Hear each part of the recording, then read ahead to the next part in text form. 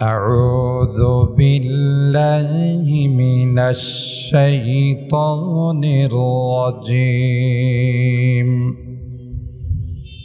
بسم الله الرحمن الرحيم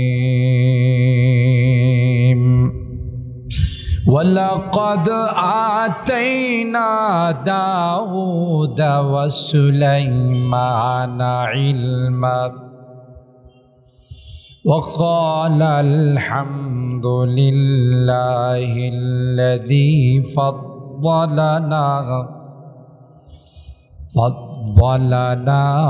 على كثير من عباده المؤمنين وورث سليمان داود وقال يا أيها الناس علمنا منطق الطير وأوتينا من كل شيء إن هذا لهو الفضل المبين। কয়েকটি কথা আপনাদের মাঝে আরজ করার জন্যে আল কোরআনুল কারীমের সূরা আন-নাম এর 15 এবং 16 নম্বর আয়াত, দুইখানা আয়াত আপনাদের খিদমতে তেলাওয়াত করেছি। সরকারে দো আলম মাহবুবে কিবরিয়া সৈয়দুল কওনাইন সৈয়দুস সাকালাইন হযরতে মুহাম্মদুর রাসূলুল্লাহ সাল্লাল্লাহু আলাইহি ওয়াসাল্লামের অসংখ্য হাদিস থেকে ছোট্ট দুইখানা হাদিস পাঠ করেছি। যেহেতু আজকের এই মাহফিলটা আপনাদের রাজশাহীর একটি ঐতিহ্যবাহী প্রতিষ্ঠান, যার সুনাম বাংলার আনাচে কানাচে ছড়িয়ে ছিটিয়ে পড়েছে, আল জামিয়া আব্দুল্লাহ ইবনে মাসউদ রাদিয়াল্লাহু তাআলা, এখানে অত্যন্ত সুন্দরভাবে দ্বীনি ইলম শিক্ষা দেওয়া হয়, পাশাপাশি জাগতিক শিক্ষাও যেই পরিমাণ দরকার সেই পরিমাণ দেওয়া হয়। বিজ্ঞ শিক্ষক মণ্ডলীর মাধ্যমে অত্যন্ত সুন্দর পরিবেশ এই মাদ্রাসায় ইলমে ওহীর চর্চা করা হয়। তাই আমি মনস্থ করেছি যে ইলমে ওহী সম্পর্কে, দ্বীনি ইলম সম্পর্কে দু একটি কথা আপনাদের খিদমতে আরজ করার জন্যে, তাই আমার ওই দুইখানা আয়াতের তেলাওয়াত। মোহতারাম হাজিরিন, আমি আগে আমার আয়াতগুলোর অর্থটা আপনাদের খিদমতে পেশ করি, এরপরে মূল আলোচনার দিকে যাব ইনশাআল্লাহ। আল্লাহ পাক 15 নম্বর আয়াতে ইরশাদ করেন, ওয়ালাকাদ আতাইনা দাউদা ওয়া সুলাইমানা ইলমা, আমি দাউদ এবং সুলাইমানকে ইলমে ওহী দান করেছি, আসমানি ইলম দান করেছি। ওয়াকাল আলহামদুলিল্লাহিল্লাযী ফাদ্দালানা আলা কাসীরিম মিন ইবাদিহিল মুমিনিন, এরা উভয়ে আসমানি বিদ্যা পাওয়ার পর, আসমানি ইলম পাওয়ার পর আমি আল্লাহর প্রশংসা করেছেন। আর তারা বলেছেন সমস্ত প্রশংসা ওই আল্লাহর জন্য, যিনি অন্যান্য বান্দাদের থেকে, অন্যান্য মানুষ থেকে আমাদেরকে অনেক বেশি মর্যাদা দান করেছে। এর পরের আয়াতে আল্লাহ পাক বলেন, ওয়ারিসা সুলাইমান ও দাউদ, দাউদ আলাইহিস সালামের সন্তান সুলাইমান বাবার মিরাস প্রাপ্ত হয়েছেন। অকালা, এরপরে তিনি বলেন, ইয়া আইয়ুহান নাস, হে মানব সকল, উল্লিমনা মানতিকাত তাইর, আল্লাহ পাক আমাকে পশু পাখিদের কথা বোঝার মতো যোগ্যতা দান করেছে। ওয়া উতিনা মিন কুল্লি শাই, এবং যা যা দরকার নবুয়তের জন্যে, রাষ্ট্র পরিচালনার জন্যে সব কিছু আল্লাহ তাআলা আমাকে দিয়েছে। এটা আল্লাহ পাকের অশেষ করুণা, অশেষ দয়া। আমি চাই নাই, আমি শুধু আল্লাহর কাছে দোয়া করেছিলাম, রব্বি হাবলি মুলকান লা ইয়ামবাগি লি আহাদিম মিন বাদি। হে মালিক, তুমি আমাকে এমন এক রাজত্ব দান করবে, যেই রাজত্ব, যেই ক্ষমতা কিয়ামত পর্যন্ত আর কাউকে তুমি দেবে না। লা ইয়ামবাগি লি আহাদিম মিন বাদি। আর তুমি তো ইচ্ছা করলে দিতে পারো, ইন্নাকা আনতাল ওয়াহ্হাব, তুমি ইচ্ছা করলে দিতে পারো, তোমার ক্ষমতা আছে। কিন্তু আল্লাহ পাক আমার দোয়া এমনভাবে কবুল করেছেন, আমাকে তো নবুয়ত দান করেছেন, রাজত্ব দান করেছেন, পশু পাখি কীট পতঙ্গ কি বলে, ইশারায় কি বুঝাইতে চায় সেটাও বুঝার শক্তি দান করেছেন। ওয়া উতিনা মিন কুল্লি শাই ইন্না হাযা লাহুয়াল ফাদলুল মুবিন। এটা নিঃসন্দেহে আল্লাহর পক্ষ থেকে আমার জন্য স্পেশাল করুণা, বিশেষ দয়া ছাড়া আর কিছুই নয়। এগুলো আয়াতে কারিমাগুলোর অর্থ। আপনারা সিটির মানুষ, শিক্ষিত মানুষ, কোরআন নিয়ে স্টাডি করেন, আমি জানি। বিভিন্ন ধর্মীয় পুস্তক নিয়ে, ধর্মীয় বই নিয়ে লেখাপড়া করেন। রাজশাহীর মানুষ ধর্মপ্রাণ, অত্যন্ত ভালো, এটাও সারা বাংলাদেশ জানে। তাই আপনাদেরকে ইশারা করলেই আপনারা বুঝবেন। এই সূরাটার নাম হলো 19 নম্বর পারার সূরা, সূরা আন-নাম। নামলুন শব্দের অর্থ হলো পিপিলিকা। এখানে আল্লাহ তাআলা পিপিলিকার একটা ঘটনা বর্ণনা করেছেন, তাই বলে সূরাটার নামকরণ করা হয়েছে সূরাতুন নাম। উলামায়ে কেরাম জানেন যে প্রত্যেকটা সূরার নামের বেলায় এটাকে বলা হয় তাসমিয়াতুল কুল বি ইসমিল জুস। আপনারা আবার পুরা সূরাতে যদি তালাশ করতে যান, মনে হয় গোটা সূরাতেই আল্লাহ তাআলা বোধ পিপিলিকার আলোচনাই করছেন। পিপিলিকা কত প্রকার হতে পারে, কোনটার রং কেমন, কোনটার বৈশিষ্ট্য কেমন, কোনটা কতদিন বাঁচে, বোধহয় আল্লাহ পুরা সূরাতে এগুলোই আলোচনা করছেন। বিষয়টা এরকম নয়। দুই কারণে সূরার নামকরণ করা হয়। একটাই তাসমিয়াতুল কুল বি ইসমিল জুস, অংশের দ্বারা পুরা সূরাটার নামকরণ করা হয়, অথবা তাসমিয়াতুস সাই বি ইসমি আশরাফে আজজাই, মূল বিষয়টাকে নিয়ে সূরাটার নামকরণ করা হয়। সাইয়্যিদানা হযরতি সুলাইমান আলাইহিস সালাতু ওয়াস সালাম, যেহেতু আল্লাহ পাক সব কিছুর ল্যাঙ্গুয়েজ বুঝার মতো তৌফিক দান করেছিলেন, তিনি একদিন তার সৈনিকদেরকে নিয়ে রাস্তা দিয়ে যাচ্ছিলেন। হঠাৎ করে প্রায় 3 মাইল দূরের থেকে বাতাসে অক্সিজেন একটা আওয়াজ হযরতে সুলাইমানের কানে পৌঁছাইছে। সুবহানাল্লাহ বল। আওয়াজটা ছিল একটা পিপিলিকা তার স্বজাতির উদ্দেশ্যে সে কিছু বক্তব্য দিচ্ছিল। এই বক্তব্যটা রেকর্ড করে বাতাস হযরতে সুলাইমানের কানে পৌঁছাইছে। সুবহানাল্লাহ বল।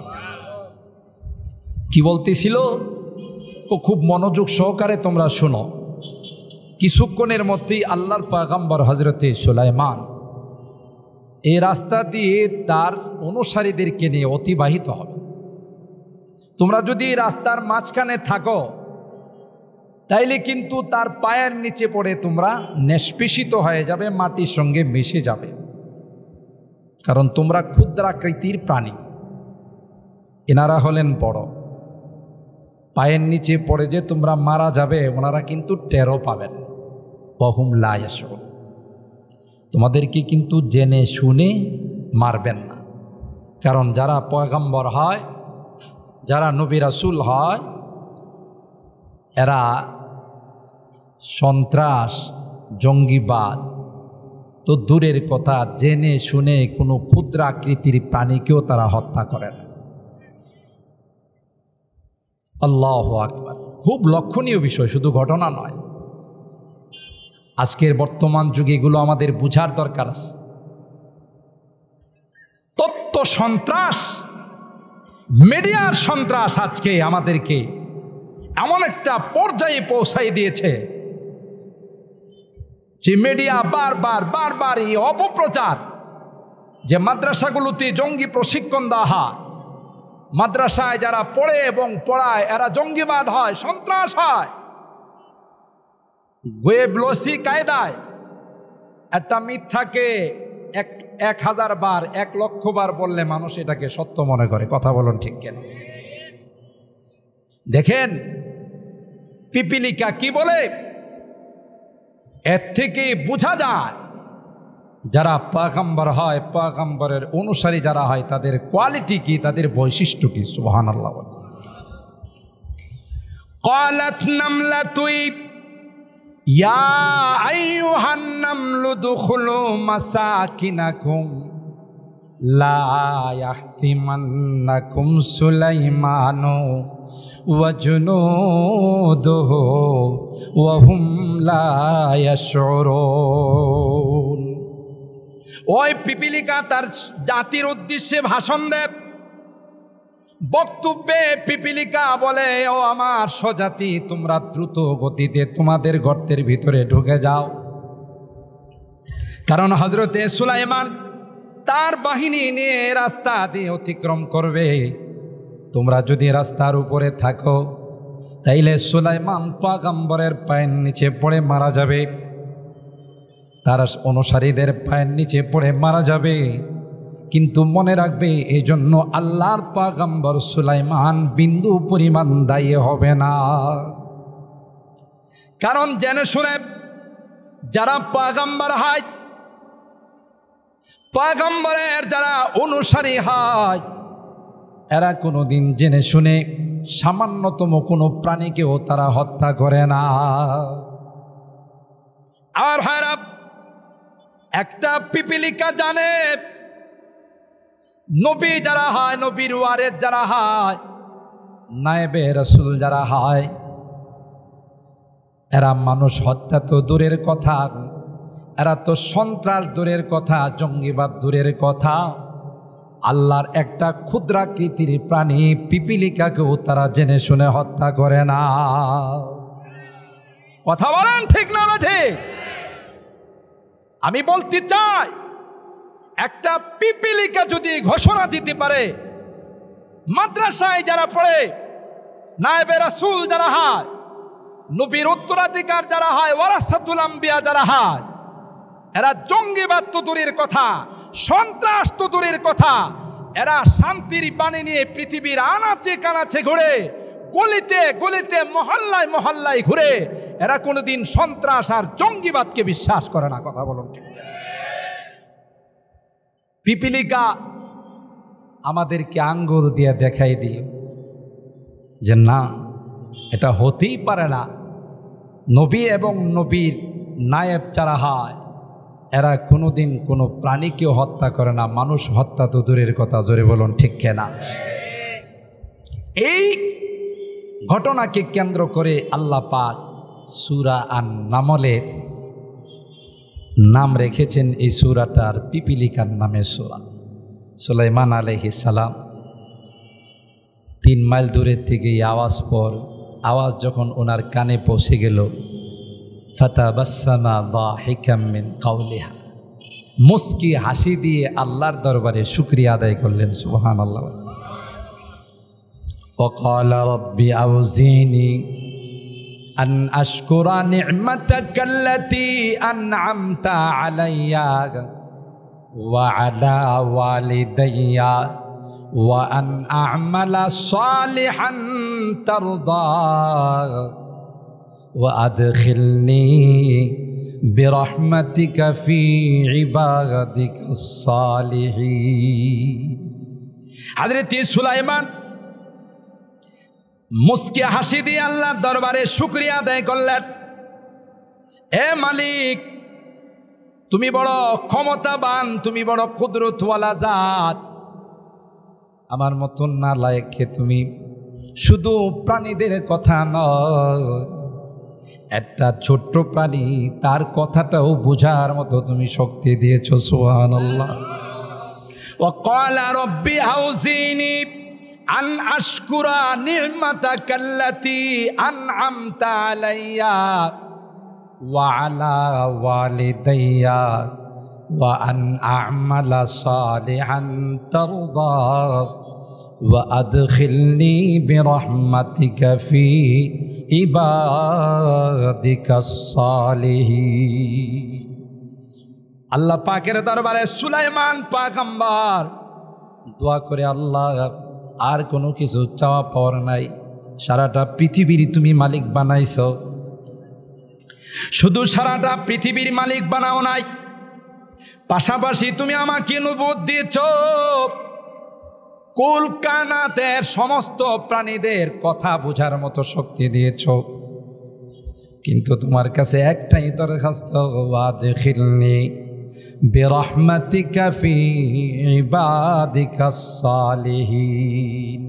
আমি আর কিছু চাই না, তোমার নেককার বান্দা যারা হবে গো, যারা দিনদার হবে, যাদেরকে তুমি ভালোবাসো, আমার সুলাইমানের নামটাও তাদের সঙ্গে অন্তর্ভুক্ত করে দিও। আর হারাব সরকারে দো আলম হযরত মুহাম্মদুর রাসূলুল্লাহ সাল্লাল্লাহু আলাইহি ওয়াসাল্লাম, যার জন্য আল্লাহ তাআলা সব কিছু সাজাইছেন, সাইয়্যিদনা হযরত আদম থেকে নিয়ে ঈসা রূহুল্লাহ পর্যন্ত সমস্ত পয়গম্বরদেরকে আল্লাহ পাক রূহের জগতে স্পেশাল কামরায় নিয়ে, আলাদা হল রুমে নিয়ে আল্লাহ পাক বলেন, আদম সন্তানদের কাছ থেকে তো আমি আমার তাওহীদের একত্ববাদের স্বীকারোক্তি নিয়েছি। আলাস্তু বিরাব্বিকুম ক্বালু বালা। সকল আদম সন্তান স্বীকারোক্তি দিয়েছে, আমি ব্যতীত তাদের কোনো রব নেই, আমি ব্যতীত তাদের কোনো এলা নেই, আর আমার সঙ্গে কাউকে শরীক করবে না। আমিও তাদেরকে বলেছি, সাউরসিলু আলাইকুম রসুলি ওয়া উনজিলু আলাইকুম কুতুবি ইউযাক্কিরুনাকুম আহদি ওয়া মিসাকি। আমি জানি দুনিয়াতে যাওয়ার পর তোমাদের মনে থাকবে না, তোমরা রাজশাহী সিটির মানুষ হয়ে যাবে, বিভিন্ন বিজনেসে জড়াই যাবে, বড় বড় পোস্টে তোমরা চাকরি করবে, মনে থাকবে না। তাই তো আমি আল্লাহ যুগে যুগে আসমানি কিতাব নাজেল করে তোমাদের স্মরণ করাই দেব, নবী রাসূল প্রেরণ করে তোমাদের স্মরণ করাই দেব। সবার কাছ থেকে তো আল্লাহ পাক অঙ্গীকার নিয়েছেন, আলাস্তু বিরাব্বিকুম, এক বাক্যে সকলেই বলেছেন কালু বালা, অবশ্যই অবশ্যই আপনি আমাদের রব, এর মধ্যে কোনো সন্দেহ নাই। আল্লাহ কয় এইটুকু বললে চলবে না, উশিদু আলাইকুম আবাআকুম আদম ওয়া উশিদু আলাইকুমুস সামাওয়াতিস সাবা ওয়াল আরদিনাস সাবা আন তাকুলু ইয়াওমাল কিয়ামাতি ইন্না কুন্না আন হাযা গাফিলিন। তোমাদের বাবা আদমকেও সাক্ষী রেখে দিলাম, আদম তুমি দেখো তোমার সন্তানেরা স্বীকারোক্তি দিয়েছে আমি আল্লাহ ব্যতীত আর কোনো রব না, স্বীকারোক্তি দিয়েছে আমি আল্লাহ ব্যতীত কোনো ইলা নেই, মাবুদ নেই, উপাস্য নেই, আমার সঙ্গে কাউকে শরীক করবে না। তুমি পিতা হয়ে সাক্ষী থাকো, উশিদু আলাইকুম আবাকুম আদম, তোমাদের বাবা আদমকেও সাক্ষী রেখে দিলাম। ওয়া উশিদু আলাইকুমুস সামাওয়াতিস সাবা, সাত আসমানকে সাক্ষী রেখে দিলাম। ওয়াল আরদিনাস সাবা, সাত জমিনকেও সাক্ষী রাখলাম। কিয়ামতের কঠিন ময়দানে যদি গুনাহগার হয়ে আসো, নাস্তিক আর মুরতাদ হয়ে যদি আসো, ইহুদি খ্রিস্টান হয়ে যদি আসো, বৌদ্ধ আর হিন্দু হয়ে যদি আসো, আমার একত্ববাদ বাদ দিয়ে যদি গায়রুল্লাহর সামনে মাথা নত করো, আমার একত্ববাদ বাদ দিয়ে যদি অন্য কোনো ধর্ম তুমি অবলম্বন করো, আর যদি তোমাকে প্রশ্ন করা হয় কি জন্যে আমার একত্ববাদকে ছেড়ে দিলা, আমি আল্লাহর একত্ববাদকে লালন পালন করলে না? যদি তুমি বলো আমি জানি না, আমি গাফিল হয়ে গেলাম। আনতা কুহলু ইয়াউমাল কিয়ামাতি ইন্না কুন্না আন হাযা গাফিলিন। এই কথা যেন বলতে না পারো, বলার জন্য কোনো স্কোপ না থাকে। আমি আল্লাহ দয়া করে যুগে যুগে নিজের থেকেই তোমাদের কাছে নবী রাসূলদেরকে প্রেরণ করব। সুবহানাল্লাহ, জোরে বলেন। যুগে যুগে আমি আল্লাহ তোমাদের কাছে আসমানি কিতাব পাঠাবো। উদ্দেশ্য একটাই, সেটা হলো রুহের জগতের কথা তোমাদেরকে স্মরণ করিয়ে দেওয়া। এটা ছিল সকল আদম সন্তানের কাছ থেকে অঙ্গীকার। আরেকটা স্পেশাল ভিআইপি অঙ্গীকার আল্লাহ নিয়েছিলেন, খুসুসি গাছ। সেটা হলো সমস্ত নবী রাসূলদেরকে আল্লাহ তাআলা ভিআইপি হলে নিয়ে বলছেন তোমাদের সাথে কিছু পার্সোনাল কথা আছে। সুবহানাল্লাহ, একটু জোরে কন। ওয়াইদা খাযাল্লাহু মিসাকান নাবিয়িনা লামা আতাইতুকুম মিন কিতাবিন ওয়া হিকমা সুম্মা জাআকুম রাসূলুম মুসাদ্দিকুল লিমা মাআকুম লাতুমিনুন্না বিহি ওয়া লাতানসুরুন্না ক্বালা আআকরারতুম ওয়া আখাযতুম আলা যালিকুম ইসরি ক্বালু আকরারনা ক্বালা ফাশহাদু ওয়া আনা মাআকুম মিনাশ শাহিদিন। আল্লাহ পাক রব্বুল আলামিন হযরতে আদম থেকে নিয়ে ঈসা রূহুল্লাহ পর্যন্ত সমস্ত পয়গম্বরদেরকে আল্লাহ একত্রিত করেছেন। হযরতে আদমকে ডাক দিয়ে কয়, আদম তুমি নবী হবে, মুসা তুমি কালিমুল্লাহ হবে, ইব্রাহিম তুমি খলিলুল্লাহ হবে, নূহ তুমি নাজিউল্লাহ হবে, ঈসা তুমি রূহুল্লাহ হবে গো। তোমাদেরকে নবী বানায় পাঠাবো, কিন্তু যে জন্য এখানে একত্রিত করলাম, যার জন্য গোটা জগৎটাকে সাজাইলাম, যিনি হলেন সাইয়্যিদুল আম্বিয়া ওয়াল মুরসালিন, সকল নবীকুলের যিনি সরদার হবেন, নবীকুলের শিরোমণি হবেন। সুবহানাল্লাহ। মুফাসসিরিনে কেরাম তো লিখেন, হযরতে আদমকে আল্লাহ পাক সৃষ্টি করে জান্নাতে বিচরণের অনুমতি দিয়েছিলেন, আর বলেছিলেন ওয়া কুলা মিনহা রাগাদান হাইথু শি'তুমা ওয়ালা তাকরাবা হাযিহিশ শাজারা ফাতাকুনা মিনাল যালিমিন। খাও, যেখানে মনে চায় এখানে যাও, বিচরণ করো, জান্নাতের সব গাছের ফল খাওয়ার অনুমতি দেওয়া হলো। কিন্তু কর্নারে একটা গাছ আছে, ওইটার খাওয়া তো দূরের কথা, ধারে কাছেও যায়। এটাকে কেন্দ্র করে এই জন্য ওলামায়ে কেরাম লিখেন যে মানহিয়া, নিষেধ করা বস্তু হলো শয়তানের বড় হাতিয়ার। কথা বলেন ঠিক কিনা?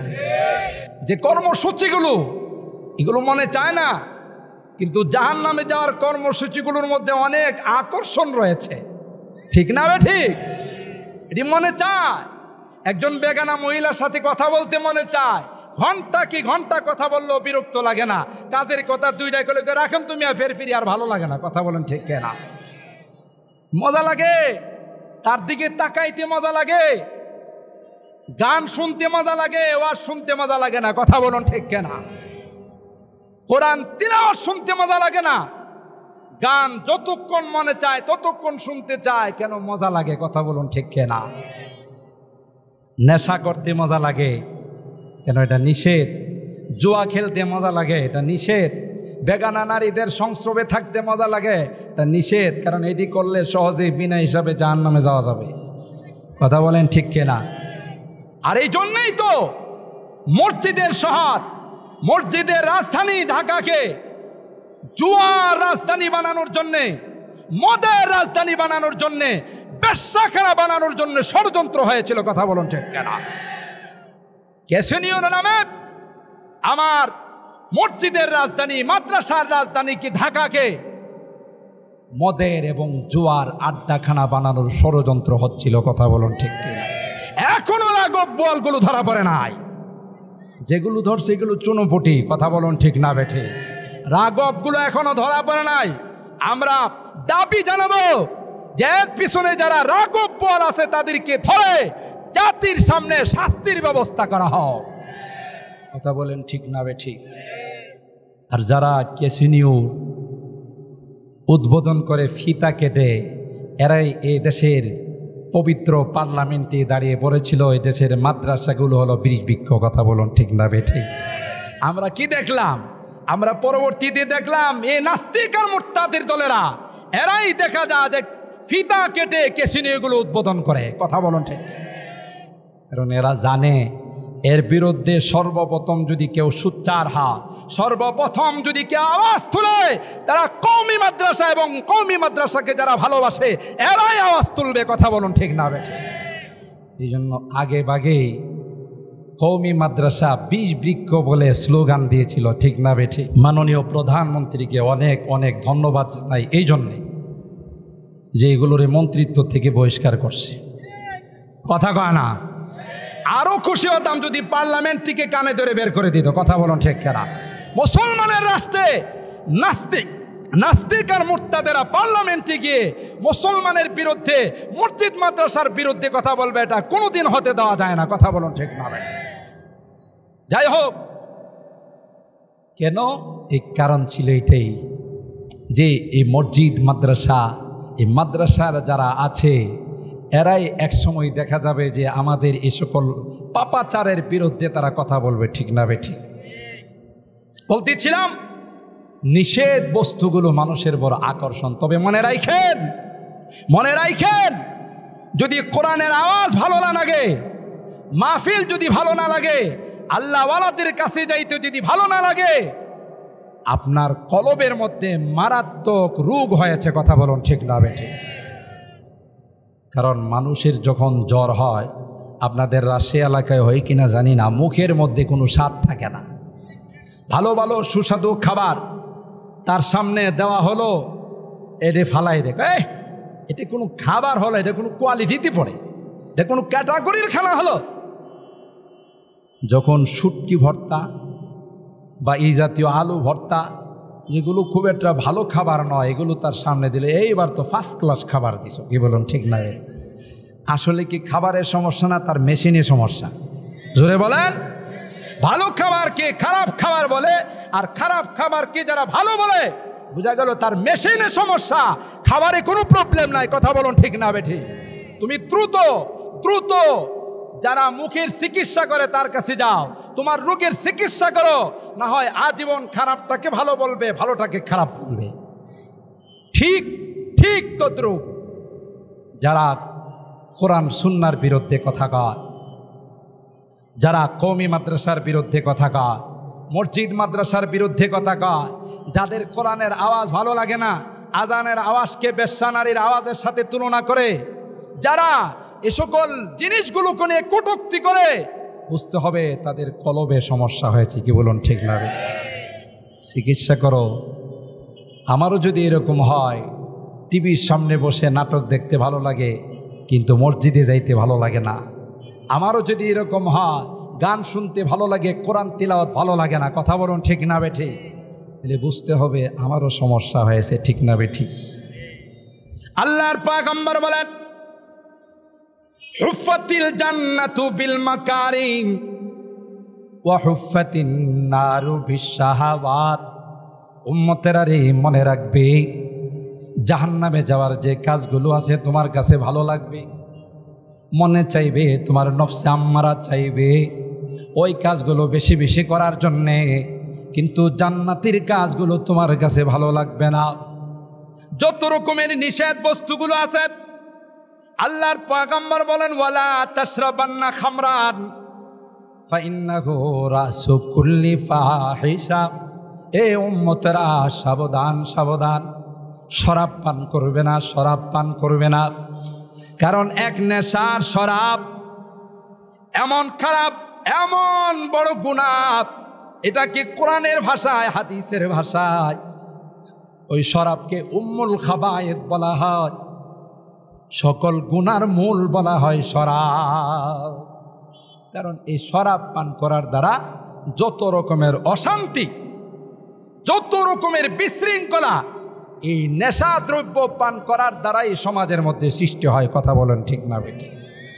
নিষেধ, কিন্তু এটা আমার মনে চায় বেশি। গান নিষেধ। আল্লাহর কসম করে বলি, আমার দেশের পার্লামেন্টে যদি আইন করে গানকে নিষেধ করা হয়, এর পরের দিন থেকে বাংলাদেশে কোথাও কোনো ইফটিজিংয়ের ঘটনা ঘটবে না, কোথাও ঘটবে না। আল গানা রুকিয়াতুজ জিনা, গান হলো সমস্ত ইফটিজিং আর সমস্ত নারীদের অত্যাচারের মূল মন্ত্র হলো গান। কেন? গানের মধ্যে প্রেম শিখায়। ঠিক না বে ঠিক? আরো জোরে কন। গানের মধ্যে প্রেম শিখায়, আর এটাকে বাস্তবায়ন করতে গেলে প্রাথমিক পর্যায়ে ইফটিজিং হয়, এরপরে আস্তে আস্তে ধর্ষণ হয়, আস্তে আস্তে সেঞ্চুরি হয়। কথা বলুন ঠিক না বে ঠিক? আল গানা রুকিয়াতুজ জিনা। আগামীকাল যদি আমার দেশের পার্লামেন্টে আইন হয়ে যায়, এদেশের মুসলমানরা গান বাজাইতে পারবে না, গান শুনতে পারবে না। ইফটিজিং বন্ধ করার জন্য পার্লামেন্টে কোনো আইন করা লাগবে না। এই এক গান নিষিদ্ধ হলে টেকনাফ থেকে তেতুলিয়া, রূপসা থেকে পাটুরিয়া, পুরা বাংলাদেশে ইফটিজিং বন্ধ হয়ে যাবে। ঠিক না বে ঠিক? 2 নাম্বার আইন, এদেশের মুসলিম নারীরা যদি হিজাব পরে বের হয়, স্কুলে যাক, কলেজে যাক, ভার্সিটিতে যাক, কর্মস্থলে যাক, নিষেধ নাই, প্রয়োজনে যাবে, কিন্তু শর্ত হলো বোরকা পরে বের হতে হবে। আল্লাহ পাক সূরাতুল আহজাবের মধ্যে বলেন, নারীরা যদি বোরকা পরে যদি তার কর্মস্থলে যায়, ঘরে ফেরা পর্যন্ত তার নিরাপত্তার জিম্মাদার আমি আল্লাহ। কে নিরাপত্তার জিম্মাদার? আল্লাহ পাক যদি নিরাপত্তার জিম্মাদার হয়, কেউ তাকে ডিস্টার্ব করতে পারবে? জোরে বলুন। কেউ ডিস্টার্ব করতে পারবে না, কিন্তু শর্ত একটাই, সেটা হলো তাকে শরী বোরকা পরে তাকে বাহিরে পাঠাইতে হবে। ঠিক না বেটি? আজকে আপনারা সিটির মানুষ, মেয়েটা ভার্সিটিতে, স্কুলে, কলেজে যায়, ঘরে ফেরা পর্যন্ত আপনি টেনশন করতে থাকেন, না জানে সে জীবিত আসে না মৃত আসে। কথা বলুন ঠিক না? কেন এই টেনশন? আল্লাহ পাক তো টেনশন বন্ধ করার তাবিজ শিখাইছেন সূরাতুল আহজাবে। ইয়া আইয়ুহান নাবিয়্যু কুল লিআজওয়াজিকা ওয়া বানাতিকা ওয়া নিসাইল মুমিনিন ইউদনিনা আলাইহিন্না মিন জালাবিবিহিন। তারা যদি বাহিরে যায়, তাদেরকে বোরকা পরার, তাদেরকে শরী হিজাব পরে, শালীন পোশাক পরে তাদেরকে বাহিরে পাঠাও। যতক্ষণ পর্যন্ত ঘরে না আসবে, ততক্ষণ পর্যন্ত তার নিরাপত্তার জিম্মাদার আমি আল্লাহ। টেনশন করা লাগবে না। যদি নারীদের এই আইন হয়ে যায় যে নারীরা বোরকা পরে বের হবে, ইফটিজিং বন্ধ হয়ে যাবে। গান যদি নিষিদ্ধ হয়, ইফটিজিং বন্ধ হয়ে যাবে। ঠিক তদ্রূপ যদি আমার এদেশে সালাতের আইন যদি বাস্তবায়ন হয়ে যায়, এদেশের মুসলমান নামাজ পড়বে, অফিস হোক, বাজার হোক, নামাজ বাধ্যতামূলক। আল্লাহর কসম, এদেশে কোনো চুরি, ডাকাতি, দুর্নীতি কিছুই থাকবে না। এগুলো বন্ধ করার জন্য এক নামাজই যথেষ্ট। আমার কথা নয়, কোরআন খুলে দেখ। ইন্নাস সালাতা তানহা আনিল ফাহশাই ওয়াল মুনকার ওয়ালা যিকরুল্লাহি আকবার ওয়াল্লাহু ইয়ালামু মা তাসনাউন। আল্লাহ পাক ডাক দিয়া বলেন, রাষ্ট্রীয় পর্যায় থেকে নিয়ে সামাজিক পর্যায়ে প্রত্যেকটা স্তরে যদি নামাজের বিধান কায়েম হয়ে যায়, আল্লাহ পাক বলেন আমি গ্যারান্টি দিলাম, অফিসে, আদালতে কোথাও কোনো রকমের কোনো দুর্নীতি হবে না। কথা বলেন ঠিক না বে ঠিক? ইন্নাস সালাতা তানহা আনিল ফাহশাই ওয়াল মুনকার। এক নামাজ এমন ইবাদত, যে ইবাদত যদি বাস্তবায়ন হয়ে যায়, আল্লাহ পাক বলেন কোনো রকমের কোনো অশ্লীলতা আর কোনো রকমের কোনো দুর্নীতি তোমার কাছে প্রশ্রয় পাবে না। নামাজের মতো যদি নামাজ হয় না হয়, আমি ওয়াজ করে গেলে কালকে আলোচনা করবেন, হুজুররা কথা কয় কোনো ব্যালেন্স রক্ষা করে কথা কয় নাই, আন্দাজি মান্দাজি কথা কয়। ঢাকার থেকে আইসে ওনাকে ঢাকাতে নামাজ পড়তে গেলেই তো জুতা রাখতে পারি না। কথা কন ঠিক না বেটি? জুতাটা সামনে না নিলে একটু পরে দেখা যায় জুতা নাই, তাইলে নামাজ পড়লেই যে সব হয়ে যাব, নামাজ পড়ে বেটা জুতা চুরি করে। এই প্রশ্ন যদি আপনি করেন তাইলে আমি জবাব দেব, মুসল্লি কোনোদিন জুতা চুরি করে না, নামাজে কোনোদিন জুতা চুরি করে না। চুরে মুসল্লির লেবাস পরে মসজিদে ঢুকে মুসল্লিকে বদনাম করার জন্য কথা বলুন ঠিক না বেটা? যারা জঙ্গিবাদ আর সন্ত্রাসের স্লোগান দেয়, দিন কায়েম করার স্লোগান দিয়ে মানুষ হত্যা করে, লোকালয়ে বোমা বিস্ফোরণ ঘটায়, আল্লাহর কসম এরা কোনোদিন দিন কায়েম করার জন্য নয়, ইসলাম কায়েম করার জন্য নয়, ইসলামকে বদনাম করার জন্য স্লোগান দেয়। কথা বলুন ঠিক না বেটা? এরা ইহুদি খ্রিস্টানদের দালাল, ইহুদি খ্রিস্টানদের দালাল। ইসলামকে বদনাম করার জন্য, মুসলমানদেরকে বদনাম করার জন্য, ইসলাম টেররিজম, মুসলমান টেরর, পৃথিবীর মানচিত্রে কথা প্রমাণ করার জন্য ইহুদি খ্রিস্টানদের দালালেরা এই সকল ঘটনাগুলো ঘটায়। কথা বলেন ঠিক না বেঠি? বোঝা গেল মুসল্লি কোনোদিন চুরি করে না। চোরে মুসল্লির পোশাক পরে আইসা মুসল্লিকে বদনাম করার জন্যে মসজিদে ঢুকে জুতা চুরি করে। যে নামাজ পড়ে, যে নামাজি, সে কোনোদিন চুরি তো দূরের কথা, কোনো রকমের কোনো গুনাহ তার দ্বারা কোনোদিন সম্ভব না। কথা বলুন ঠিক না বেঠি?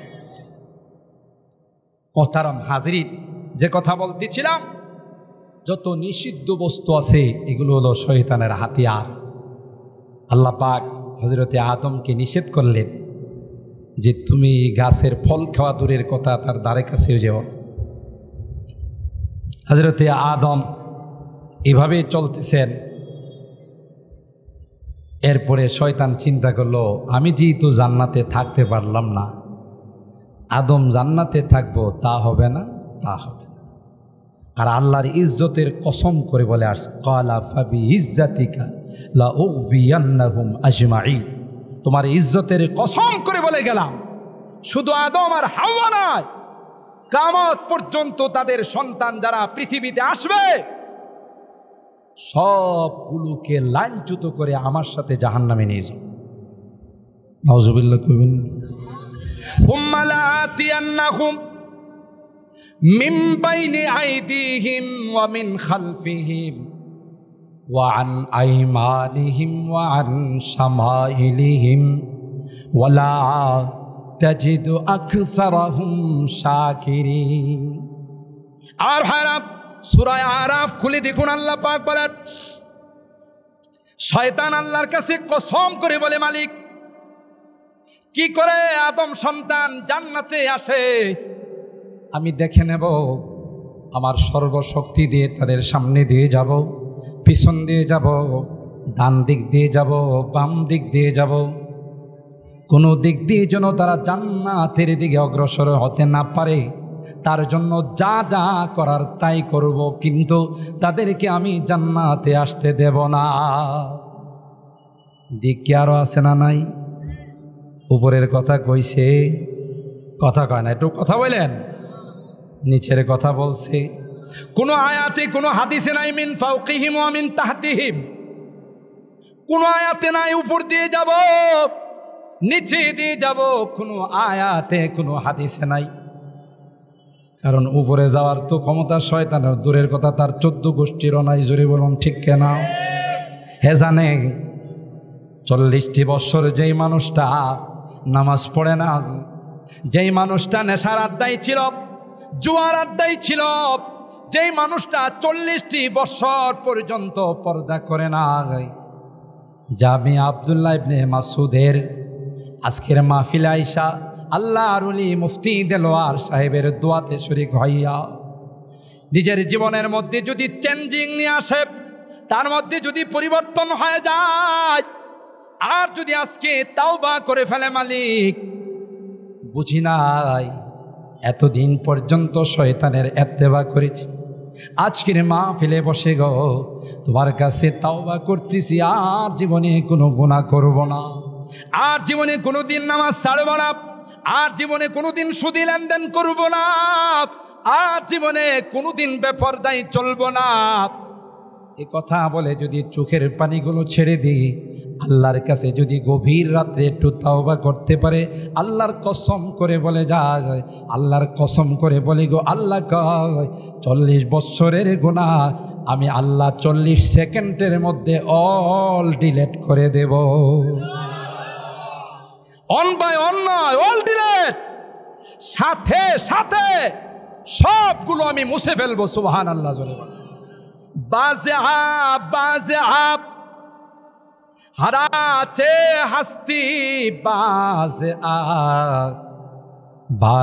আ গর কাফের গবর বুতপুরস্তি, বাজে আ ये दरगाह माप दरगाह ना उम्मीद निस, सदबार अगर तौबा शिकस्ती, बाज़ आ।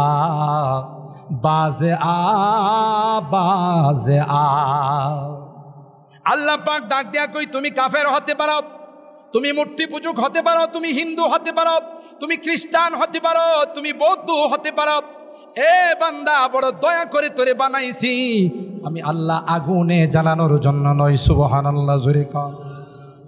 তুই তো শয়তানের ধোঁকায় পড়ে মূর্তির সামনে যায় হরে কৃষ্ণ হরে রাম রাম রাম করিস, তুই তো গির্জার মধ্যে যায় পড়ে থাকিস, কিন্তু না না, আমি আল্লাহ বড় মায়া করে বড় দয়া করি তোমাকে বানাইছি। তুমি যদি একটা বার অতীতের গুনাহগুলোকে পিছনে ফেলে আমার কাছে হাত তুলে যদি তাওবা করতে পারো, তোমার তাওবা করতে দেরি হবে, তোমার জিন্দেগির গুনাহগুলো মুছে ফেলতে দেরি হবে না। কুল ইয়া ইবাদিয়াল্লাযীনা আসরাফু আলা আনফুসিহিম লা তাকনাতু মির রাহমাতিল্লাহ, ইন্নাল্লাহা ইয়াগফিরুয যুনুবা জামিআ, ইন্নাহু হুয়াল গফুরুর রহিম। আল্লাহ পাক ডাক দেয়া কয়, এ গুনাহগার বান্দা, তুই আমার বান্দা, আমি তোরে বানাইছি, গুনাহ করছো তাতে কি হয়েছে? আসো আসো, তুমি যদি আমার কাছে তাওবা করতে পারো, আমি আল্লাহ মুহূর্তের মধ্যে সাথে সাথে তোমার জিন্দেগির সকল গুনাহ মাফ করে দেব। শুধু তাই নাই, বান্দা যখন হাত তুলে আল্লাহর কাছে তাওবা করে, আল্লাহ পাক নূরের ফেরেশতাদেরকে ডাক দিয়া কই, ইয়া মালাইকাতি কাদ ইস্তাহিয়াইতু মিন আবদি ওয়া লাইসা লাহু গায়রি। ও ফেরেশতারা, আমি ছাড়া তো তার কোনো মালিক নাই, আমি ছাড়া তো তার কোনো মাবুদ নাই, আমার কাছে হাত তুলে দোয়া করে গুনার জন্য ক্ষমা চায়, আমি আল্লাহ যদি তাকে ক্ষমা না করে আমার রহমতের লজ্জা লাগে, আমি আল্লাহর রহমতের দরিয়ার মধ্যে লজ্জাবোধ হয়। সুবহানাল্লাহ জুরি। এই জন্য কবি বলেন, করম বি ওয়া লুতফে খুদা বন্দেগার, করম বি ওয়া লুতফে খুদা বন্দেগার, গুনা বান্দা করদাস ওয়া ও শর্মেসার। মালিকের দয়া দেখো, বান্দা গুনাহ করে, আল্লাহ কয় ক্ষমা না করলে আমার কাছে লজ্জা লাগে। সুবহানাল্লাহ জোরে বলে। তিনি তো সেই আল্লাহ বান্দাকে ডাকে, ব্যক্তিকে নয়, তার কর্মকে ঘৃণা করো। কোনো হিন্দুকে ঘৃণা করা যাবে না, কোনো বৌদ্ধকে ঘৃণা করা যাবে না, কোনো খ্রিস্টানকে ঘৃণা করা যাবে না, তার কর্মকে ঘৃণা করতে হবে। কথা বলেন ঠিক না বেঠিক? কারণ এই হিন্দুটা, এই বৌদ্ধটা যখন কালকে মুসলমান হয়ে যাবে, তার মর্যাদা আমার থেকে বেশি হয়ে যাবে। তাইলে পরিবর্তন কি ব্যক্তির হলো না কর্মের হলো? জোরে বলেন। কর্মের, ব্যক্তির নয়। ব্যক্তি ওইটাই আছে, আগে ছিল পবিত্র সরকার, এখন হয়ে গেছে আব্দুল্লাহ। কথা বলেন ঠিক কেনা? তাহলে বোঝা গেল ব্যক্তি ওইটাই আছে, শুধু তার কর্মের পরিবর্তন হয়েছে। আর ভাইরা, শয়তান উপরের কথা কয় নাই, কারণ উপর দিয়ে বান্দার উপর রহমত আসে। শয়তানের ক্ষমতা নেই আল্লাহর রহমতের দরওয়াজাগুলো বন্ধ করা। জোরে বলুন ঠিক কিনা? আরেকটা আছে নিচের কথাও কয় নাই, মিন তাতিহিম, অহংকারের কারণে কয় না, যে অহংকার শয়তানকে আল্লাহর জান্নাত থেকে মাহরুম করেছে। জোরে বলুন ঠিক কিনা? আল্লাহকে সেজদা কর, সকলেই সেজদা করলো, খবিসে সেজদা করে নাই। জোরে বলুন ঠিক কিনা?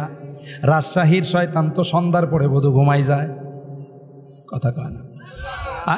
10টা বাজে ঘুমায়। শয়তান আছে না নাই? যাই দেখেন মার্কেটের মধ্যে যে মানুষ আছে এরকম 300 বার মানুষ হবে, কথা কয় না? কে দাঁড় করায় রাখছে? পুশিং মাস্টার ইবলিস। এই যে গেলেই তো বক্তাদের মুখে কোনো না কোনোভাবে আমার বদনামের 2-1টা কথা বাইরে বই। আর যদি আমারে তোরা চিন্নেই ফেলাস তাইলে তো আমার কথা শুনবি না।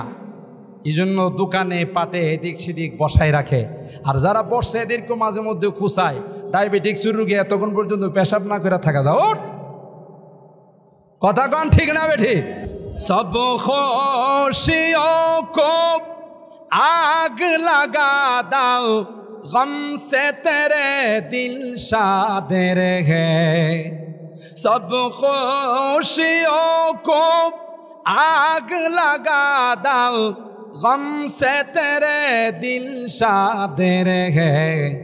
मुझको नजर से अपने गिरा दो, तुझसे फकत फरियाद रहे। ला इलाहा इल्लल्लाह, ला इलाहा हो, ला इलाहा हो, ला इलाहा इल्लल्लाह, ला इलाहा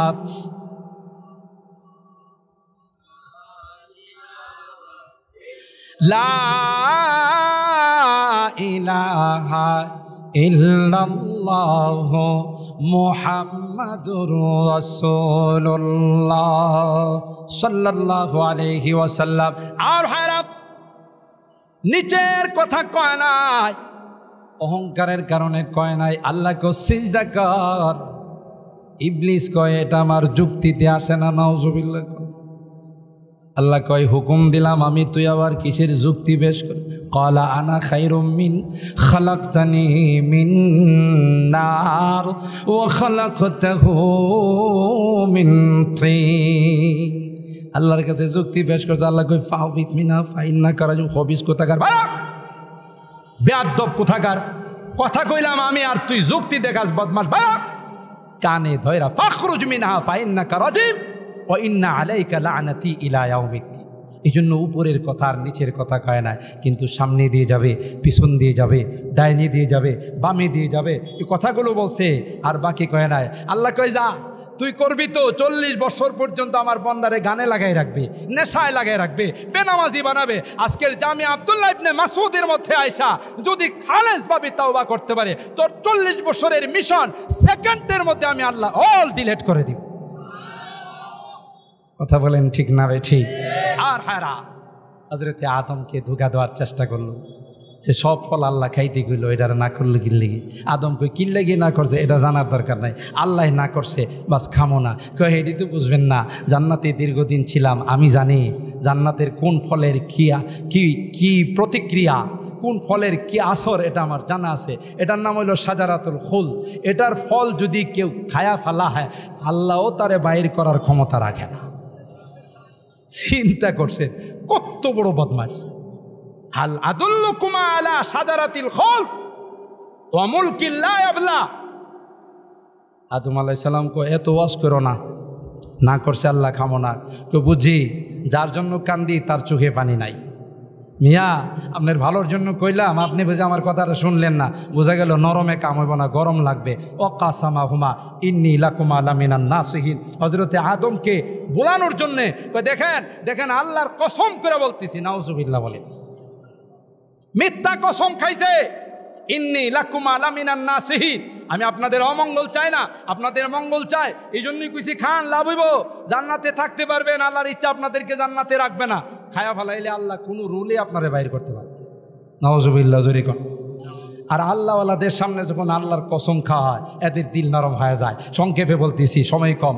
আল্লামা মুল্লা জিউন রহমাতুল্লাহি আলাই, আমাদের মাদ্রাসায় কিতাব পড়ানো হয় নুরুল আনোয়ার। এই কিতাবের লেখকের নাম হলো মুল্লা জিউন। এত বড় সাদা সিধা আল্লাহওয়ালা ছিলেন। একদিন রাস্তা দিয়ে যাইতেছে, একজন কয়, হুজুর খবর শুনছেন? কয়, কি খবর? কয়, আপনার স্ত্রী বিধবা হয়ে গেছে। এই বেচারা খবর শোনার সাথে সাথে যে কান্না শুরু করে দিল, কানতে কানতে যায় স্ত্রীর জড়ায় দেরা, কয়, তোমার কি হবে? তুমি তো বিধবা হয়ে গেছো, তোমার দেখাশোনা কে করবে? স্ত্রী কয়, আপনি বলেনটা কি? আর স্ত্রী তো বিধবা হয়, স্বামী মরলে, আপনি কি মরছেন না আছেন? না, আমি তো আছি। তাইলে আমি বিধবা হইলাম। হা, এই খবরটা তো আমার একজন মুসলমান দিছে, আর আমি জানি মুসলমান কোনোদিন মিছা কথা কয় না। কত বড় আল্লাহওয়ালা, চিন্তা করে দেখেন বাস্তবতা কি, সেদিকে তাকায় না। কইছে যে আপনার স্ত্রী বিধবা হয়েছে, স্ত্রীর জড়ায় ধরে কই, তোমার কি হবে সামনে? তুমি তো বিধবা হয়ে গেছো। এটা হলো আল্লাহওয়ালাদের কাজ, এরা সরল হয়। যে আদমের সামনে আল্লাহর নামে কসম খাইছে, আদম আলাইহিস সালাম আর হাওয়া আলাইহিস সালাম মিলে, আদম আলাইহিস সালাম হাওয়া আলাইহিস সালাম মিলে ফল খাইলো। আল্লাহ কই, না করলাম, খাইলা কা, বেরো। সুবহানাল্লাহ জোরে কোন। ভাইরো, আল্লাহ আমার তো বুঝতে পারি নাই, আমি তো বুঝতে পারি না, আমি তো খাইছি জান্নাতে থাকার জন্য। আল্লাহ কয়, না বাইরো। আসলে অনেক লম্বা কথা, আমি সেদিকে যাব না। আল্লাহ হযরতে আদমকে জান্নাতে রাখার জন্য বানান নাই, দুনিয়াতে পাঠানোর জন্য বানাইছে। কথা বলেন। কারণ উস্কুন যখন আল্লাহ বলছেন তুমি এখানে বসবাস করো, আপনারা সিটির মানুষ, কোনো ভাড়াটিয়া যদি আপনার বিল্ডিংয়ে উঠে, আপনি বলেন তাকে, ভাই যে কোনো সময় কিন্তু নোটিশ দিয়ে আপনাকে আমি বাইর করে দিব।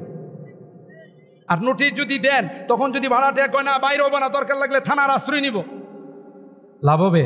কেন, তোমার সাথে তো আমার এরকমের কন্ডিশন হয়েই আছে। কথা বলেন ঠিক কিনা? তুমি তো মালিক না, তুমি তো ভাড়াটিয়া। আর ভাড়াটিয়াকে যখন বলা হয় তখন বাইর হতে বাধ্য।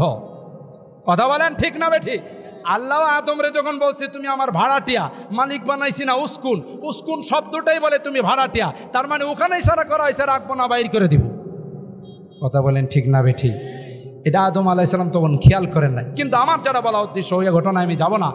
আমার বলা উদ্দেশ্য হলো, হযরতে আদম যদি জানতেন আমি দুনিয়াতে যাওয়ার পর আমার সন্তানদের থেকে বিশ্বনবী আসবে, তাফসীরের কিতাবের মধ্যে আসে, তাইলে শুধু শুধু ওই গাছের ফল নয়, মূল শিকড়টা পর্যন্ত তিনি খেয়ে ফেলতেন। যত দ্রুত দুনিয়াতে যাব, তত দ্রুত বিশ্বনবী পৃথিবীর মধ্যে আগমন করবে। কেন? তার জন্যই তো সব। আদমকে লিয়ে ফখরে ইয়ে আলী নসবি মক্কি মদনী হাশিমি ও মুত্তলবি হে, পাकीज़ा तरज़ अर्श समा जन्नत फिरदौस आराम गाहे पाक रसूल আরবি হে। আল্লাহু আকবার বলেন। আর হারাম যে কথা বলতেছিলাম, আল্লাহ পাক রব্বুল আলামিন হযরত সুলাইমান এবং দাউদ আলাইহিস সালামকে বললেন, ওয়ালাকাদ আতাইনা দাউদ ওয়া সুলাইমান ইলমা। হযরত দাউদ অনেক অনেক বড় বড় মুজিজার মালিক ছিলেন। লোহাগুলোকে হাতে নিলে মেশিনের দরকার হতো না, মোমের মতো গলে যাইত। তিনি যখন আল্লাহর পবিত্রতা বর্ণনা করতেন, সাথে সাথে বিশাল পাহাড়গুলো হযরতে দাউদের সঙ্গে আল্লাহর তাসবিহ করত। সুবহানাল্লাহ জোরে বলেন। হযরত সুলাইমান পয়গম্বরকে আল্লাহ এত পাওয়ার দিয়েছিলেন, এত পাওয়ার দিয়েছিলেন, যার সিংহাসনটা ছিল ব্রাহ্মমান সিংহাসন। আল্লাহু আকবার বলেন। ওয়ালি সুলাইমান আর-রিহা গুদুহা শাহরু ওয়া রাওয়াহুহা শাহর। এমন সিংহাসনের মালিক ছিলেন, এক সকাল যদি এই সিংহাসন উড়াল দিত, আল্লাহর কসম গো, একটা দ্রুতগামী প্লেন যদি বিরতিহীনভাবে 1 মাস ভ্রমণ করে যেই পরিমাণ রাস্তা যাইতে পারত, আল্লাহর পয়গম্বর সুলাইমান আলাইহিস সালামের সিংহাসন 1 সকাল উড়লে তার থেকে বেশি যাইত। আপনাদের রাজশাহী বিমানবন্দরে আজকে আমরা বিমান দিয়ে আসলাম, বিমান নাইমাই কি দাঁড়ায় জানা দৌড় দে, রানওয়ে লাগে না, লাগে না, রানওয়ে ছাড়া কি বিমান নামতে পারবে? কিন্তু আল্লাহর পয়গম্বর হযরতে সুলাইমান আলাইহিস সালামের বিমান এমন বিমান ছিল গো, যেই বিমানের জন্য কোনো রানওয়ের দরকার হতো না। সুবহানাল্লাহ জোরে গো। যেখানে ইচ্ছা সেখানে তিনি থামাইতে পারতেন। আল্লাহু আকবার বলেন। এক সকাল চললে এত দ্রুত যাইতে পারতেন, সবগুলো সেট আপ দেওয়া ছিল। হযরত সুলাইমানের কাছে আল্লাহ সবভাবে বানাই দিয়েছিলেন। সব পশু পাখিরা তার কথা শুনতো, জিন এবং দানবগুলো তার কথা শুনতো। আল্লাহ পাক হযরত সুলাইমান পয়গম্বরকে এত বড় রাজত্ব দিয়েছিলেন। বাইতুল মুকাদ্দাস মসজিদ আল্লাহর পয়গম্বর হযরত সুলাইমান জিন এবং দানবকে দিয়ে বানাইলেন। তিনি যখন বানানো শুরু করে দিলেন, মাঝখানে হযরত সুলাইমান পয়গম্বরের হায়াত শেষ হয়ে গেল। হযরতে আজরাইল আলাইহিস সালাম বললেন, চলুন আপনার হায়াত শেষ। হযরত সুলাইমান পয়গম্বর আজরাইলকে বললেন, যাইতে আমার কোনো আপত্তি নাই, কিন্তু গেলে তো যা করছে এটাও ভেঙ্গা ফেলাইব। কথা বলেন ঠিক না বেঠি? আল্লাহর ঘরের কাজটা কমপ্লিট হবে না, এটাই আমার বড় আফসোস। আল্লাহ পাক হযরতে আজরাইলকে ডাক দিয়ে বললেন, আমার পয়গম্বরকে বলে যাও আমি রাজশাহী মেডিকেল কলেজের কিছু ছাত্র পাঠিয়ে দিব। সুবহানাল্লাহ জোরে কোন। সুলাইমানকে বলো মসজিদের দিকে রোগ করে দাঁড়াই থাকতে, যতদিন পর্যন্ত মসজিদের কাজ কমপ্লিট হবে না ততদিন পর্যন্ত সুলাইমানের লাশ জমিনে পড়বে না। আল্লাহু আকবার বলেন। আল্লাহু আকবার। আপনাদের রাজশাহীতে আছে কিনা জানি না, ওই পোকা কাঠ খায় বাঁশ খায়, জোরে বলুন ঠিক না বেঠিক?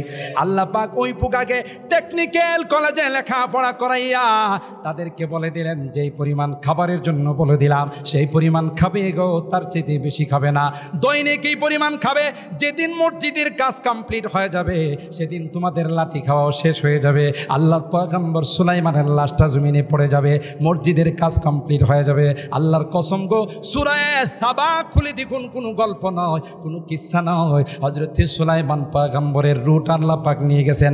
দেহটা জমিনের মধ্যে লাঠির মধ্যে হেলান দিয়ে দাঁড়িয়ে আছে। এবার দানব যারা আছে, জিনপুরি দানব যারা আছে, তারা কাজ করে। আর একটা একটা রেখে এত মাঝে মধ্যে আগে পেশাব পায়খানা করতে যেত, হেডাউদি করতে যায় না। আরে বাবা এই লোক যে দাঁড়াইছে তার নড়াচড়াও করে না, জোরে বলুন ঠিক না বেঠি? এমন দ্রুত কাজ শুরু করে দিলাম। যেদিন বাইতুল মুকাদ্দাসের কাজ কমপ্লিট হয়ে গেল, আল্লাহ পাক ওই পোকাদের বলে, তোমাদের নেশাব শেষ হয়ে গেল, কোর্স শেষ হয়ে গেল, লাঠি খেয়ে ফেলো রে। আর ওই লাঠি যখন পড়ে গেল, আল্লাহর পয়গম্বর হযরত সুলাইমানের লাশ জমিনের মধ্যে পড়ে গেল। আল্লাহ পাক বলেন, ফালাম্মা খাররা তাবায়ানাতিল জিন্নু আল্লাউ কানু ইয়ালামুনাল গায়বা মা লাবিসু ফিল আযাবিল মুহিন। জিন জাতি মনে করছিল আমরা গায়েব জানি। আল্লাহ কয়, জান মইরা গেছে বেটা, কইতে পারস না, কিসের কসুর গায়েব জানোস? কথা বলেন ঠিক না বেটি? এতদিন পর্যন্ত কাজ করছো, গায়েবের মালিক একমাত্র কে? আরো জোরে বলুন কি? আপনাদের রাজশাহীতে ওই দল আছে কিনা জানি না, যারা বলে নবী ও গায়েব জানে, জোরে বলুন ঠিক না বেটি? আজকে মাগরিবের আজানের সময় শুনলাম, আসসালাতু আসসালামু আলাইকা ইয়া রাসূলুল্লাহ। এটা হলো ওই দল, যেই দল গায়েব জানে, নবী হাজার নাজেরে বলে বিশ্বাস করে, জোরে বলুন ঠিক না? আমার ভাইরা, আল্লাহ পাক হযরত সুলাইমানের বডি রেখে দিলেন। হযরত সুলাইমান, আল্লাহ পাক তাকে এত পাওয়ার দিয়েছিলেন। হযরত সুলাইমান আলাইহিস সালাম যখন বিলকিস রানীর কাছে চিঠি পাঠাইলেন, বিলকিস রানী ওই হুদহুদ পাখির মাধ্যমে, আমি মাঝখান দিয়ে বলতেছি, চিঠি প্রাপ্ত হয়ে বলেছিল, ক্বালাত ইয়া আইয়ুহাল মালাউ ইন্নী উলকিয়া ইলাইয়া কিতাবুন কারীম। এই আমার জাতি, এইমাত্র আমার কাছে একটা চিঠি আসছে, যে চিঠিটা অত্যন্ত সম্মানিত চিঠি। সুবহানাল্লাহ জোরে কর। আমার ভাইরা খুব খেয়াল করে শুনবেন, কোরআনের ঘটনাগুলো শুধু ঘটনা নয়। আল্লাহ পাক বলেন, লাকাদ কানা ফি কাসাসিহিম ইবরাতুল লিউলিল আলবাব। এটি শুধু ঘটনাই নয়, তোমাদের জন্য হাজারো উপদেশ এর মধ্যে রেখে দিয়েছি। কথা বলেন ঠিক না বেঠি? আমার ভাইরা, যখন বিলকিস রানী চিঠি পায়া শব্দটা উচ্চারণ করলাম, ক্বালাত ইয়া আইয়ুহাল মালাউ ইন্নী উলকিয়া ইলাইয়া কিতাবুন কারীম। আল্লাহ পাকের রহমতের দরিয়া জোশ চলে আসো। আমার পয়গম্বরের চিঠিকে তুই সম্মান করছো, আমার পয়গম্বরের চিঠিকে তুমি ইজ্জত দিয়েছো। বিলকিসরে মনে রাখবে, আমি আল্লাহ যতক্ষণ পর্যন্ত তোমাকে ইমানের দৌলত নসিব না করব, ততক্ষণ পর্যন্ত তোমাকে ঘরে ফেরাবো না। ইতিহাসের মধ্যে আসে হযরত মূসা পয়গম্বরের সঙ্গে জাদুকররা যখন মোকাবেলা করতে আসছিল, কোরআনে বারবার আল্লাহ তাআলা ঘটনাগুলো বর্ণনা করেছেন। জাদুকররা ড্রেস লাগাইছিল হযরত মূসা পয়গম্বরের, সুবহানাল্লাহ।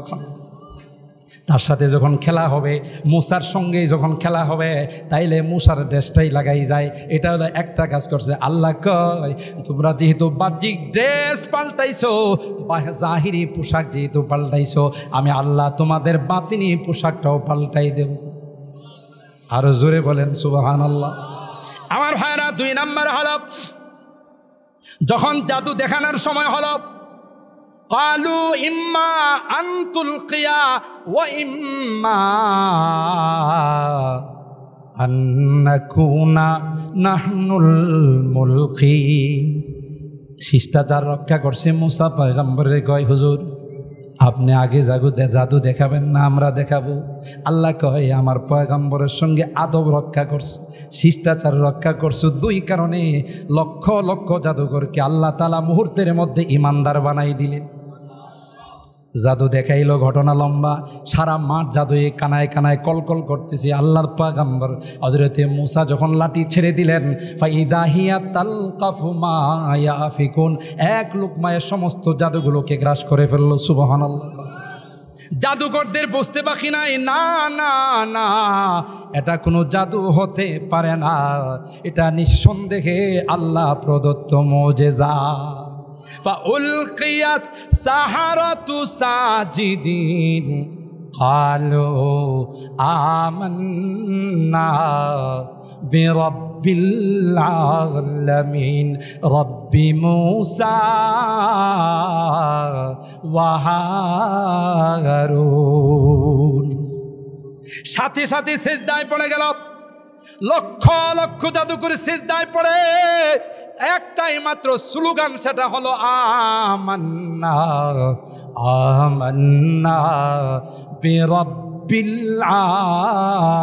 আলামিন।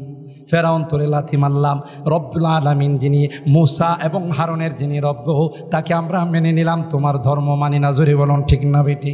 মুফাসসিরিনে কেরাম বলেন 2 কারণে, একটা হলো ড্রেস পাল্টাইছে। আল্লাহু আকবার বলেন। আল্লাহওয়ালাদের ড্রেস লাগাইছে, আল্লাহওয়ালাদের পোশাক লাগাইছে, পয়গম্বরের পোশাক লাগাইছে। আল্লাহ কয় জাহিরি পোশাক যেহেতু পরিবর্তন করেছ, আমি আল্লাহ তোমাদের ভিতরের পোশাক ইমানের পোশাক দিয়ে পরিবর্তন করে দিলাম। উহিব্বুস সালিহিনা ওয়া লাস্তু মিনহুম লাআল্লাল্লাহ ইয়ারযুকুনি সালাহা। আমি নিজেও নেককার না, আমি গুনাহগার, কিন্তু নেককার হতে পারলাম না, কিন্তু নেককার যারা হয় গো তাদেরকে ভালোবাসি। সুবহানাল্লাহ। কোন আল্লাহর পয়গম্বর বলেন আলমারু মামান আহাব্বা। এ উম্মতেরা শুনে রাখো, দুনিয়াতে যে যাকে ভালোবাসবে, যার সঙ্গে যার অন্তরের কানেকশন হবে গো, কিয়ামতের ময়দানে তার সঙ্গে তার হাসর নসিব হবে। আর জোরে বলেন সুবহানাল্লাহ। আলমারু মামান আহাব্বা। আসহাবে কাহাফের কুকুর আল্লাহওয়ালাদেরকে ভালোবাসার কারণে, ইমানদারদেরকে ভালোবাসার কারণে আল্লাহ পাক 1 বার নয়, 2 বার নয়, 3 বার কুকুরের আলোচনা করছে। কথা কন। সায়াকুলুনা সালাসাতুর রাবিউহুম কালবুহুম ওয়া ইয়াকুলুনা খামসাতুন সাদিসুহুম কালবুহুম রাজমান বিল গায়ব ওয়া ইয়াকুলুনা সাবআতু ওয়া সামিনুহুম কালবুহুম। 3 বার আল্লাহ কুকুরের আলোচনা করেছেন, কারণ কুকুর যখন তারা আত্মরক্ষার জন্যে, তারা যখন ঈমান রক্ষা করার জন্যে, দিন রক্ষা করার জন্যে গুহার দিকে যখন রওনা দিল, কুকুরও তাদের সঙ্গে রওনা দিল। সুবহানাল্লাহ। জোরে কন। ইমানদাররা ডাক দেয়া কই, তুমি কি জন্য যাচ্ছ? আমরা তো ঈমান রক্ষা করার জন্য যাইতেছি। কুকুরের জবান আল্লাহ খুলে দিলেন। কুকুর ডাক দেয়া কয়, আমা উহিব্বু আহবাবাল্লাহ। তোমরা নিঃসন্দেহে আল্লাহর ওলি, নিঃসন্দেহে আল্লাহর মহব্বতের বান্দা, তাই তো আমি কুকুর তোমাদের সঙ্গে যাব গো, তোমরা ঘুমাবে, আমি তোমাদের গেটে বসে বসে পাহারাদারি করব। আর একটু জোরে বলেন। আল্লাহ তাআলা আল্লাহওয়ালাদেরকে ভালোবাসার কারণে যদি একটা কুকুরের কথা কোরআনে বলতে পারে, আমরা হলাম আশরাফুল মাখলুকাত, সৃষ্টির সেরা জাতি। নবীর মেহমানদেরকে, কোরআনের পাখিদেরকে যদি ভালোবাসতে পারি, আল্লাহর কসম গো, আল্লাহ পাকের হাবিব বলেন এমন একজন হাফেজে কোরআন যারা কোরআন হিফজ করেছে, কিয়ামতের কঠিন ময়দানে এমন 10 জন ব্যক্তি যাদের উপর জাহান্নাম ওয়াজিব হয়ে গেছে, আল্লাহর কাছে সুপারিশ করে তাদেরকে আল্লাহর জান্নাতের মেহমান বানাই দিবেন। সুবহানাল্লাহ। হাদিসের মধ্যে আল্লাহর পয়গম্বর বলেন, ফামা যান্নুকুম বিল্লাযী আমিলা বিহাযা। সুতরাং যেই হাফেজে কোরআন পড়ে যদি আলেম হতে পারে, হাফেজের জন্য তো 10 জনের সংখ্যা বর্ণনা করা হয়েছে। আমার রাসূল কয়, আমার পয়গম্বর কয়, যারা আলেম হবে গো, যারা কোরআন পড়ে আলেম হবে, তাদের জন্য কোনো সংখ্যা থাকবে না, তাদের জন্য কোনো লিমিটেশন থাকবে না। আল্লাহ বলবেন যত ইচ্ছা তত তাদেরকে নিয়ে জান্নাতে যা। আফসোস লাগে, দুঃখ লাগে, আমার দেশের কোরআনের পাখিরা সারা বিশ্বকে তাক লাগাইয়া 150-200 রাষ্ট্রকে পিছনে ফেলে 1 নম্বর স্থান অধিকার করে আসে। কিন্তু আমরা পোড়া কপাল্লা জাতি, আমরা ওই সকল হাফেজে কোরআনদেরকে অভ্যর্থনা দিতেও জানি না। জোরে বলেন ঠিক না ঠিক? আর যারা ক্রিকেট খেলে, যারা ফুটবল খেলতে যায়, রাষ্ট্রীয়ভাবে ঘোষণা দেওয়া হয় যদি কোনোভাবে যদি সেমিফাইনালের বারান্দায় যাইতে পারো, তাইলে গুলশানে তোমাদের বাড়ি দেওয়া হবে। জোরে বলুন ঠিক কেনা? যারা দেশ রাষ্ট্রকে পিছনে ফেলে 1 নম্বর স্থান অধিকার করে বাংলাদেশের মর্যাদাকে উন্নত করেছে, তাদেরকে আমরা সংবর্ধনা দিতে জানি না। আমার আল্লাহ কয়, হাফেজে কোরআন তুই কোনো টেনশন করবি না, তোর রাষ্ট্রপ্রধান, তোর প্রধানমন্ত্রী, প্রাইম মিনিস্টার, প্রেসিডেন্ট তোরে দিলে আর গুলশানে 2 কাঠার একটা বাড়ি দিব। আমি তো তোর জন্য 2 কাঠার কোনো বাড়ি নয়, 6666 তলা বিল্ডিং তোর জন্য বানাই রাখছি। ইকরা ওয়ারতাকিব, ইকরা ওয়ারতাকি ওয়ারাত্তিল কামা কুনতা তুরাত্তিলু ফিদ দুনিয়া ফাইন্না মানজিলাকা ইনদা আখিরি আয়াতিন তাকরাউহা। আল্লাহ পাক হাফেজে কোরআনকে ডাক দিয়ে বলবে, আয় আয়, পড়তে থাক, তিলাওয়াত করতে থাক, আর 6666 তলাতে তুই চড়তে থাক। সুবহানাল্লাহ, জোরে কর। সুতরাং হাফেজে কোরআনদের কোনো টেনশনের কারণ নাই। আল্লাহ কই, যারা কোরআনকে হিফজ করেছে, এ পৃথিবীর মানুষেরা, কোরআন নিয়ে যতই ষড়যন্ত্র করো আর যতই রকমের ষড়যন্ত্রের জাল বোনো, মনে রাখবে যত ষড়যন্ত্র তোমাদের বেগবান হবে, তত আল্লাহ পাক 3 বছর 2 বছরের বাচ্চাকে হাফেজ বানাবে। আমি তো বলি জানি না, এমন একটা সময় আসবে যেই সময়ে দুনিয়াতে আয়সা হাফেজ নয়, 10 মাস 8 মাস মার পেটে থাকবে। আল্লাহ বলবে, তোরে পুরা কোরআনের হাফেজ বানায়া দুনিয়াতে পাঠাইলাম। কথা বলেন ঠিক না ঠিক? আমার ভাইরা, এই সকল কোরআনের পাখি জামিয়া আব্দুল্লাহ ইবনে মাসউদের মধ্যে পড়ে, আমরা ঢাকার দিকে শুনেছি বড় সুনামের সাথে এই মাদ্রাসায় লেখাপড়া করানো হয়, শিক্ষা দেওয়া হয়। শুনেছি 120 জন স্টুডেন্টস এখানে আছে, ভালোভাবে লেখাপড়া করা হয়। আমাদের তো কপাল, এই সকল মাদ্রাসাগুলোর সঙ্গে, কোরআনের পাখিদের সঙ্গে যদি আমরা মহব্বত রাখতে পারি গো, আল্লাহর কসম গো, যেদিন সন্তান আপনাকে বাবা বলে দাবি করবে না, প্রিয়তমা স্ত্রী আপনাকে স্বামী বলে দাবি করবে না, আপনার অন্তরঙ্গের বন্ধু আপনাকে কোনোদিন বন্ধু বলে দাবি করবে না, ওই হাফেজে কোরআন আল্লাহর কসম গো, আপনার হাতে ধরে আল্লাহকে বলবেন, আল্লাহ, আমাদের জামিয়া আব্দুল্লাহ ইবনে মাসউদে তিনি যাইতেন, আমাদের খবর রাখতেন গো, বোর্ডিংয়ে পাক হতো কিনা ঠিক মতো, ছাত্ররা ঠিক মতো খাওয়া দাওয়া করতে পারত না, 3 ছাত্র আছে কিনা খবর নিতেন। আল্লাহ, ওই আঙ্কেলকে দেখা যায় বাম কাতারে, বাম লাইনে, জাহান্নামের লাইনে দাঁড়িয়ে আছে।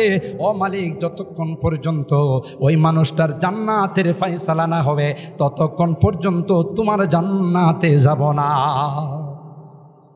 আল্লাহ বলবেন, যাও যাও, তোমার সিনায় কোরআন রাখছি তোমাকে আজকে বেইজ্জত করার জন্য না। আল্লাহু আকবার বলেন। মুফতি সাহেব হুজুর চলে আসবেন, মোহতারাম হাজিরিন। সুতরাং এই জামিয়া আব্দুল্লাহ ইবনে মাসউদ, আমি যে কথা বলতে চাইছিলাম যে হযরত সুলাইমান এবং দাউদকে এত কিছু আল্লাহ দেওয়ার পরও আল্লাহ কই ওয়ালাকাদ আতাইনা দাউদা ওয়া সুলাইমানা ইলমা, আমি তাদেরকে কিছুই দেয় নাই, আসমানি কিতাবের ইলম দান করছিলাম। আল্লাহু আকবার বলেন। বুঝা গেল পৃথিবীর মধ্যে সবচাইতে দামি হলো আসমানি ইলম, কোরআন হাদিসের ইলম। কথা বলুন ঠিক না বেঠিক? আর বাকি জাগতিক যত আছে এগুলো শুধুমাত্র জমিনের উপরে, জমিনের নিচে এগুলোর এক পয়সার কাজ নাই। কথা বলেন। কোরআনের বিদ্যা জান্নাতীয় ছিল, রূহের জগতেও ছিল, আসমানের উপরও আছে, আসমানের নিচেও আছে, জমিনের উপরও আছে, জমিনের নিচেও আছে। কথা বলুন ঠিক না বেঠিক? নাকি কোনো হাদিসে এরকম আছে ইংলিশ মিডিয়ামে যারা পড়ে তাদেরকে মুনকার নাকির এসে প্রশ্ন করবে যে হোয়াট ইজ গড, জিজ্ঞাসা করবে যে তোমার গডকে, তোমার রবকে, বরং ওখানেও বলবে মার রব্বু। কথা বলুন ঠিক না বেঠিক? বুঝা গেল এটাই হলো সর্বশ্রেষ্ঠ বিদ্যা। এর সাথে যাদের সম্পর্ক থাকবে, এর সাথে যারা মহব্বত রাখবে, তারা কিয়ামতের ময়দানে নাজাত পেয়ে যাবে। কথা বলুন ঠিক না? আল্লাহর কসম, কোরআনের সূরা আবাসা খুলে দেখুন, সব আপনার থেকে পলায়ন করবে, হাফেজে কোরআন আপনার কাছে যাবে। সুবহানাল্লাহ।